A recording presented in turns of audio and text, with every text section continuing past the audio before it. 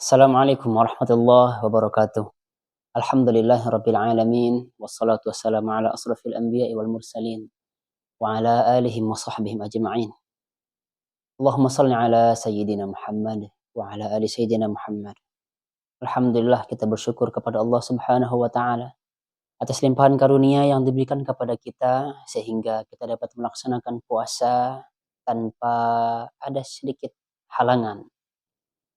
Tanpa ada rintangan, alhamdulillah dengan mudahnya kita berpuasa. Ini merupakan bentuk rahmat Allah kepada kita semua. Para hadirin yang dirahmati Allah Subhanahu wa taala. Bukankah kita menginginkan surga?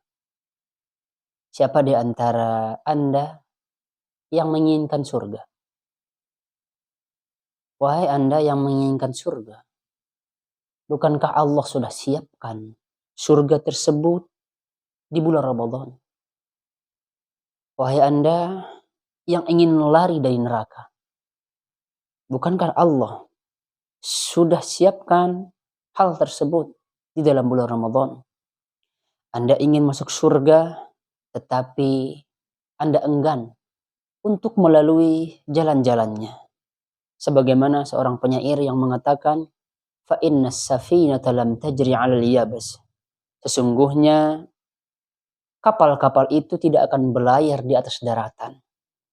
Banyak di antara kita yang menginginkan surga, padahal Allah sudah siapkan surga itu di dalam bulan Ramadan tersebut. Tapi kita tidak mau melalui jalan-jalannya. Tapi kita tidak mau mengikuti langkah-langkahnya. Bukankah Allah Subhanahu wa taala menyuruh kita untuk memperbanyak amal soleh? Bukannya Allah Subhanahu wa taala dan Rasulnya menyuruh kita untuk mendulang pahala sebanyak-banyaknya? Oleh karenanya, salah satu sifat yang Allah sangat benci terhadap manusia yaitu di mana pada malamnya dia itu seperti bangkai, sementara siangnya itu seperti keledai. Malamnya seperti bangkai. Dia tidak mau sholat, dia tidak mau sholat sunnah, tidak mau sholat tarawih, dan lain sebagainya. Kalau dengan hal ini, bagaimana kita dapat menggapai surga tersebut? Malamnya tidak sholat tarawih, atau bahkan ada orang yang sholat tarawih, tapi tidak melakukan sholat sunnah, tidak melakukan rawatib. Contohnya, rawatib setelah sholat isya. Banyak yang kita lihat di masjid-masjid ketika sebelum melaksanakan sholat tarawih, ketika selesai melaksanakan sholat isya, berdoa, kemudian kita lanjutkan dengan sholat sunnah. Banyak di antara masyarakat yang menyepelekan hal ini. Banyak di antara mereka yang tidak sholat sunnah setelah sholat isya.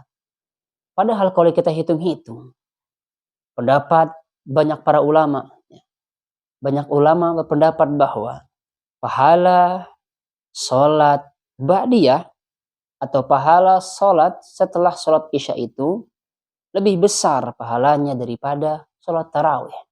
Namun sayangnya banyak di antara kita yang meninggalkan sholat ba'diyah atau rawatib sholat isya. Akan tetapi kita diam begitu saja setelah sholat isya. Kemudian menunggu imam mengumandangkan untuk sholat tarawih. Kemudian kita sholat tarawih berjamaah. Anehnya, hadirin yang dirahmati Allah Subhanahu wa taala, kita mengambil sesuatu hal yang kecil, tetapi meninggalkan hal-hal yang besar. Ini salah satu fenomena yang terjadi di masyarakat. Hadirin yang dirahmati Allah Subhanahu wa taala, Anda yang ingin lari dari neraka, sesungguhnya Allah sudah mempersiapkan Anda cara-cara untuk lari dari neraka, yaitu ada di bulan Ramadan. Jangan seperti tadi yang sifatnya yang Allah sama sekali sangat benci kepada orang ini, yaitu siangnya dia seperti keledai, malamnya seperti bangkai. Dia tidak baca Al-Quran, dia tidak melakukan amal soleh. Al-Quran hanya disimpan di pundaknya saja, hanya jadi pajangan saja, tidak dibaca. Ini yang akan menjadi bumerang buat dia nanti di akhirat. Bagaimana seperti Al-Quran sendiri yang mengatakan bahwa ya Allah, mana'tumun nauma bil-lail fasyafi'ni fi. Ya Allah, aku telah mencegahnya untuk tidur di malam hari. Hanya semata-mata dia itu membacaku ya Allah. Oleh karena itu, berikanlah aku syafaat untuknya ya Allah. Ini kata Al-Quran. Bahkan bisa jadi Al-Quran akan menjadi bumerang bagi kita. Al-Quranu hujjatul laka aw 'alaika. Al-Quran bisa menjadi hujjah buat kita nanti di akhirat.